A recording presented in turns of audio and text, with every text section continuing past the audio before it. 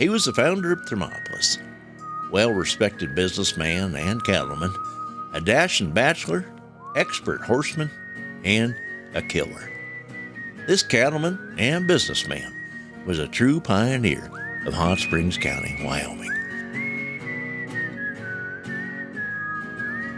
The pioneers of outlaw country, cowboys, lawmen, and outlaws, to the businessmen and women who all helped shape Thermopolis and Hot Springs County, Wyoming. Here are their stories.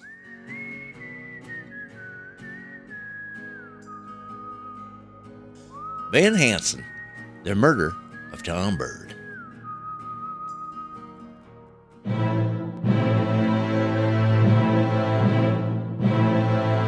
A rumor of an unfaithful wife and friend, 3 gunshots in rapid succession, a man on the run. This is the story of Ben Hanson and Tom Bird.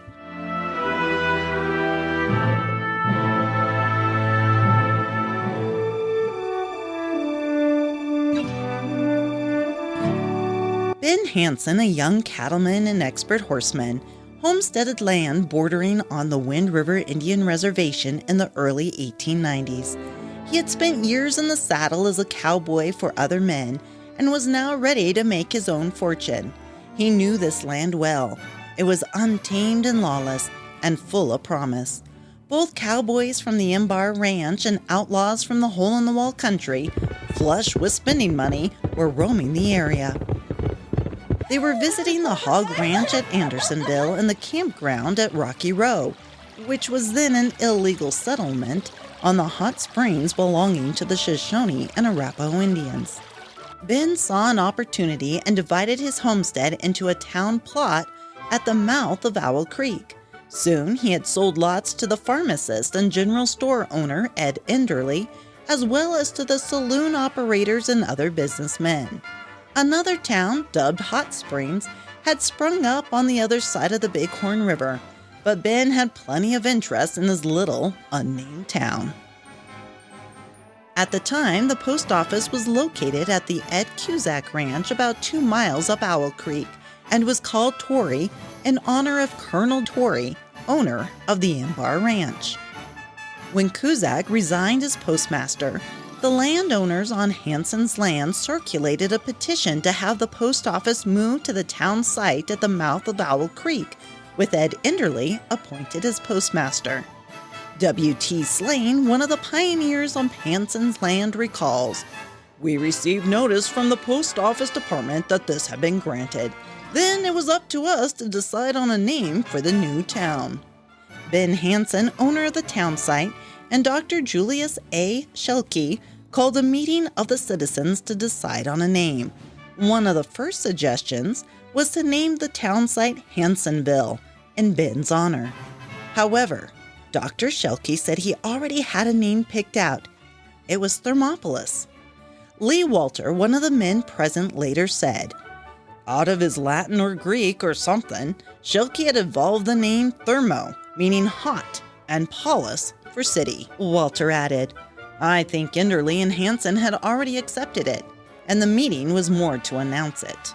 Slane defended his vote for the strange new name by saying, "Joe Miguel seconded the suggestion, and as he and the doctor were supposed to have classical educations, so the rest of us fell for it, and the deed was done, and Enderly filled out his blanks with a name and sent them in to Washington. I hope future generations of the Basin will not hold this against me, as I really had nothing to do with choosing the name, had never heard of it, until Dr. Shelkey sprung it up on us. Now for the names of the other culprits. They were the taxidermist Ed Cameron, the freighter Warren Bickford, Dr. Shelkey, town site owner Ben Hanson, the new postmaster Ed Enderly, school teacher Joe Miguel, Ed O'Reilly, Lee Walter, and myself. With the town of Thermopolis thus established, Hanson continued to build on his town lots and grow his wealth. He ran the local barn, owned some of the best buildings in Thermopolis, and became a very prominent and well-known citizen of the town he had founded. In June 1895, the Fremont Clipper reported that Ben Hanson of Thermopolis, who was here attending the district court, says that there are 60 or more persons at the springs, and that they are coming and going all the time. It is expected that nearly 5,000 people will visit at the bathing resort this season.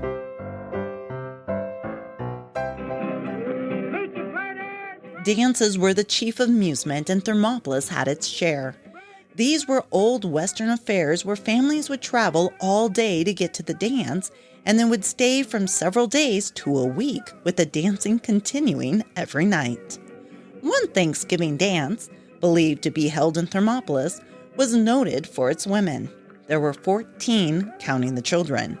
These were all the women to be had in the whole country, from Lost Cabin to Manderson up to Owl Creek as far as Blondie's Ranch. There were between 30 and 35 men, all lined up for their chance to dance around the room. The music was a fiddle and a guitar, played by anyone who thought he could play. Boots and spurs jingled over the floor as some cowboy bowed before a lady in her full skirts, or whirled her around at grand right and left, or swing 'em on the corners. An unnamed author penned an ode to this dance that was printed in December of 1894. Jolly Jim. To a dance he took her on Thanksgiving Day with Ben Hanson's team and Ed Cusick's Shay. And Jim's heart was full. With love he was wide. He never thought of his friend that rode on behind. Jim's friend must have enjoyed his ride behind a fiddler and his intended bride. With the girl on the team, Jim had his hands full, so he took friend along to handle the bow. Now to Jim, a pleasure it may have seemed to drive the life out of Hanson's team, but Ben says he greatly fears he'll have to break him a yoke of steers. When Jim gets married, and he will give a free dance and cut a great swell on Enderley's pants, with Enderley's pants and Huntington's hat, and the borrowing act, he'll have it down pat. Business was booming and attracted the attention of businessmen in Glen Rock, over 200 miles away by stage. Tom Bird, J.E. Higgins, and Mart McGrath came to Thermopolis looking for business opportunities. They liked the prospects and took over Ed Enderley's little store.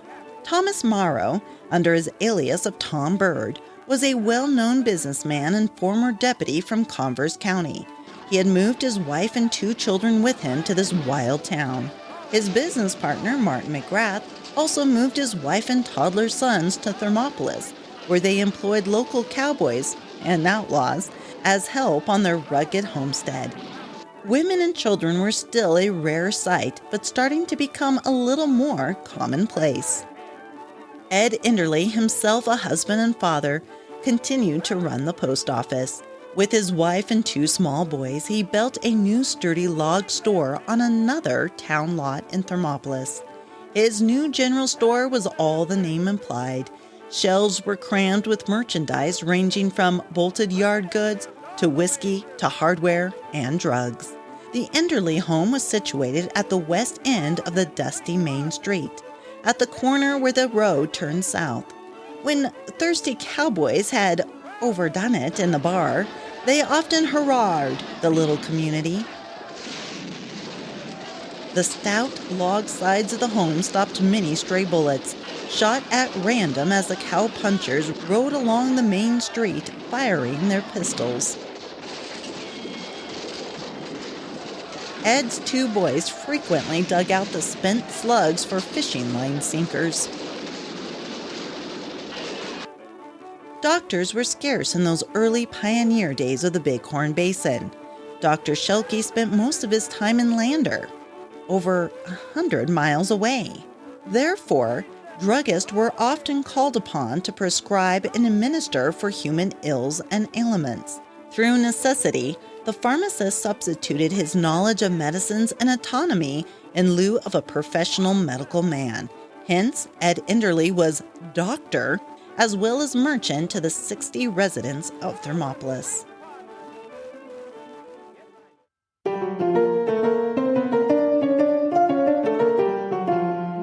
Hanson also continued to build his town up, and rumors of a love interest started to whirl around the handsome bachelor. This little town attracted the attention of a journalist from Lander's Wind River Mountaineer. After detailing the arduous journey by stage to reach this wild frontier, the reporter described what he found in the fall of 1895. On Wednesday, October 23rd, a visit to the lively town of Thermopolis was made. Thermopolis is located 5 miles north of the springs at the junction of Owl Creek and the Bighorn River, and is adjoining the reservation line. The little city presented a lively appearance and recalled to mind an article of editor Peyton's, which recently appeared in the Bighorn River Pilot, to the effect that the Bighorn Basins could whip or stand off any nation on earth. Scores of men with 6-shooters strapped to their side and not a few carrying Winchesters were seen hurrying in and out or leaning against some convenient building or hitching rack. Some wore sleepy expressions. Others were drowning their cares and sorrows in the bowl, while all had a set look of determination stamped upon the face, and each was watching the other slyly out of the corner of his eye. Judge Joe Magil, with his knee leggings and .45 Colts and full cartridge belt, had the air of a commanding general. It indeed produced a real live frontier town picture similar to ones which from time to time appear in the Police Gazette, and to all appearances, Peyton's army had assembled. Judge Miguel came to the rescue and volunteered the information regarding this unseemly scene of excitement and unusual activity. Al Hayner and Jake Snyder had been arrested the night previous, charged with selling to Judge Sliney some calves, not their own property, and were to be taken to Embar that day to have a preliminary hearing before Judge Miguel. And these armed men were guards, deputies, witnesses, and friends of the prisoners who were to accompany them. Thermopolis is a lively little town, the various lines of business incident to a frontier town being fairly well represented. Higgins, Bird, and McGrath carry a large stock of general merchandise, are thorough businessmen, kind and courteous to their customers, and are doing a good business. E.C. Enderley, the druggist, carries a stock of goods that would do credit to a more pretentious place. Mr. Enderley is also postmaster, the post office occupying one corner of the huge drugstore building. George Imes carries on a meat market business, has a neat, clean shop and supply of fresh meats at all time. A. Anderson, formerly of Lander, is engaged in the restaurant and bakery business, runs a wagon to the springs during the summer months, sets a good table, and is making money. Mrs. H.J. Purcell is a proprietor of the Thermopolis Hotel and is doing a good business. In connection with the mention of restaurants and hotels, it might not be out of place to suggest that a good lodging house would be a paying investment at Thermopolis, as the sleeping accommodations are of the poorest order. J.P. Nelson, the blacksmith, is a first-class workman and is the busiest man in town. The saloon of Cunnington and Schaefer, R. Jack, at one time a typo in this office, is a popular resort, and the boys are doing nicely. Material is on the ground for several new buildings which will be rushed to completion in the early spring. The reporter concluded his tour of Thermopolis with the town founder. The genial Ben Hanson, owner of the town site, is putting the finishing touches to a handsome residence, and dame rumor has it that Ben will soon take unto himself a better half.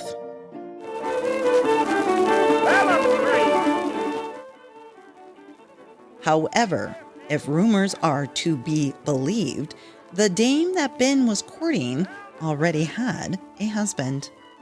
A month after the reporter's tour of the fledgling town of 60, Ben Hanson celebrated the Christmas season with a dance in his newly constructed hall. Aidan Johnson and Irish Tom Walsh had hauled logs for a new house for Ben, and he was hosting a housewarming party. Tom Bird and Ed Enderley had been drinking in Andersonville at another dance, and had returned to Thermopolis just as Hanson's party was winding down. They went to Ed's store and had a light lunch, and then proceeded to the hall where the dance was in progress. According to E.T. Payton, the local newspaper editor of the Bighorn Pilot, Trouble had been brewing for some time between Ben Hanson and Tom Bird. For a year or more, there had been reported an intimacy between Ben Hanson and Mrs. Bird. It is stated that these rumors came to Bird's ears, that he had spoken to Hanson about the matter, and Hanson's intimate friends say Bird had threatened to kill him. The night of the shooting, Bird had been drinking during the evening, but had attended another dance across the Bighorn River. He started to go to his home about 10 o'clock when he was invited by a friend to attend a dance at Ben Hanson's. One of Hanson's friends learned of this and warned Bird to stay away, as there might be trouble. Hanson evidently took this as a challenge and said it was trouble he was looking for. As they reached the door, the dance was just breaking up. In fact, several of the merrymakers had already departed for home. Tom Bird was carrying Ed Enderley's pistol as he advanced toward the place where the dance was still going on. Ben Hanson was dancing with Mrs. Purcell when he told her his life was at stake. Knowing Western men, she immediately begged him to keep out of sight, but he insisted upon dancing. As they reached the door, they saw Tom Bird coming out of the saloon. He was heard to say, "There's Tom. He's after me. I'll have time to go around the floor once more." So around the floor they waltzed once more. When they reached the door the second time, Hanson reached down to pull the door shut, and some witnesses say they saw Tom Bird take aim at Ben. Others say that Ben was hidden behind the door. All agreed that the two men were close together, and Hanson was quicker on the draw. As Bird entered, Hanson quickly moved into view, shoving his own six-shooter into Tom's face and pulled the trigger. The bullet missed, but exploding gunpowder confused and blinded Bird. Hanson's second shot also went astray, grazing him on the shoulder, but a third slug plowed through the point of Bird's chin. He crumbled to the floor, dead. Bird fell lengthwise in the door, and screaming women had to step over the dead body before they could get out of the room. According to Ed's young son, tables turned, the hunter became the victim. It all happened so quickly, Bird didn't fire a shot. The firing was at point-blank range, and the face and neck of the deceased was badly powder-burned. The shot which killed Bird entered the chin just below the lower lip. Death was instant. The man fell without even a groan. Bird did not fire a shot, but a six-shooter was found lying between his feet. Hanson's friends claim that Bird had drawn his six-shooter before opening the door. Bird's friends say that the gun was drawn after the shooting began. Friends of Hanson claim that Bird had previously threatened his life, E.T. Payton said. Intense excitement followed the killing, and some in the crowd wanted to lynch Hanson. But Bird's partner, Mart McGrath, used his efforts in quieting the crowd, finally succeeding in doing so. With the odor of burned gunpowder remaining heavy in the air, it was Ed Enderley, the pharmacist and sometime doctor, who pushed through a group of gawking onlookers. He examined the body stretched full length on the dance hall floor and officially pronounced dead one James Morrow, alias Tom Bird. Justice Miguel, who had come up from Basin City on official business, impaneled a coroner's jury and held an inquest. Immediately after the inquest, a warrant was issued for the arrest of Hanson, who had been quick to leave Thermopolis. Ben was subsequently apprehended and jailed at Lander, where he was arraigned by that Friday evening.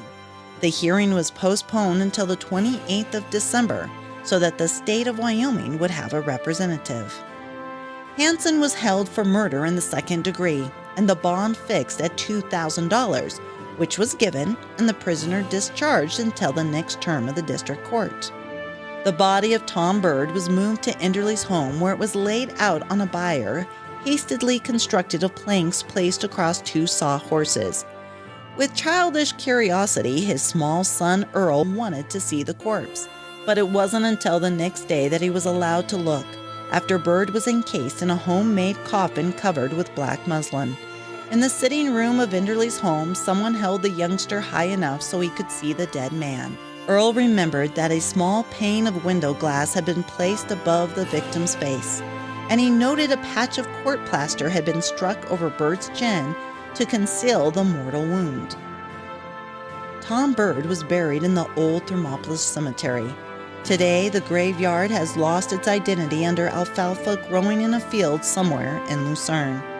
His widow and children received a life insurance payment from the Oddfellows, from which he was a member, and they disappeared into history. Life went on at Ben Hanson's town site despite the murder, and excitement filled the air. The Indian Reserve was opening for settlement, and Thermopolis was moving closer to the springs. His original town site would soon become known as Old Thermopolis.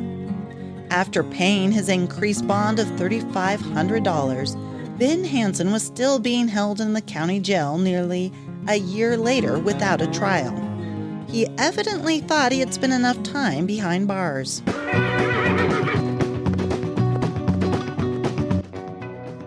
On the night of August 6, 1897, Ben escaped his prison cell by cutting his way through the iron sheeting forming the ceiling, gaining his way to the attic. From there, it was very easy to reach the manhole over the hallway near the landing of the stairs that led to the jail, and through this, he let himself drop to the floor. Deputy Sheriff Logue's horse was grazing in the courthouse yard, and his saddle was in the jail barn. Ben saddled the horse and was off. The next morning, Deputy Logue sent out telegrams and letters to the sheriffs of the various counties and to the railroad centers. About noon, took up the trail of the escaped prisoner and started in pursuit. The newspapers all agreed.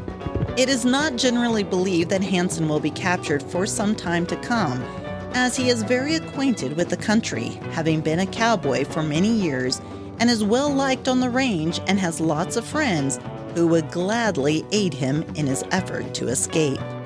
These friends were none other than the Wild Bunch and other outlaws who frequented Thermopolis at the time. By November, it was reported that once he had escaped, Ben Hanson had gone directly to his friends near Thermopolis.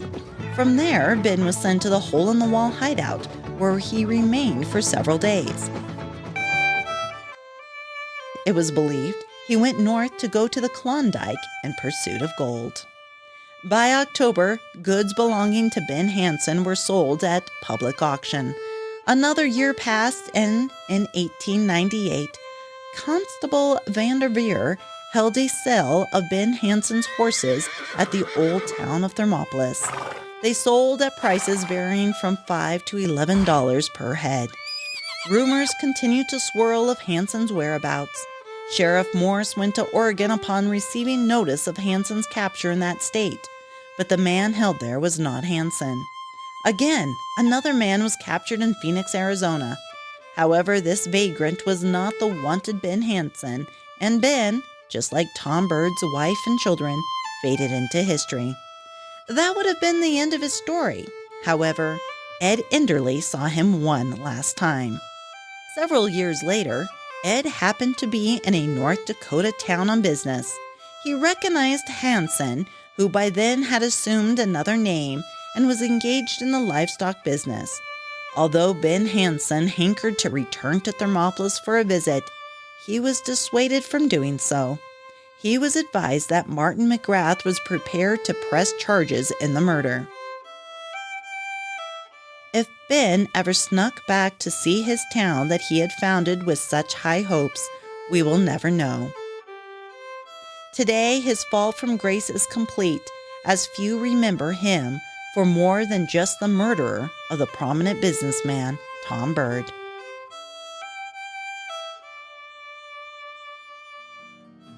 Thank you for listening to Pioneers of Outlaw Country. I am your host, Jackie Dorothy. Be sure to subscribe to Pioneers of Outlaw Country so you don't miss a single episode of this historic series. The stories of our pioneers were brought to you by the Hot Springs County Pioneer Association, and this podcast was supported in part by a grant from Wyoming Cultural Trust Fund, a program of the Department of State Parks and Cultural Resources. This is a production of Legend Rock Media.